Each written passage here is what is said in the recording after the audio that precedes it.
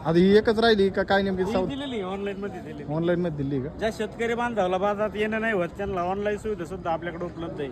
Video कॉलद्वारे त्यांना म्हशी दाखवल्या जातात, व्हिडिओ सोडले जातात आणि मग ज्या पाठ्याने त्याचा व्यवहार होतो आणि मग फोन पे पैसे मारून आपण ट्रान्सपोर्टला गाडी वगैरे करून पावती वगैरे करून ऑनलाईन घरपोच सेवा भेटते आपल्याला. ही कुठे दिल्ली?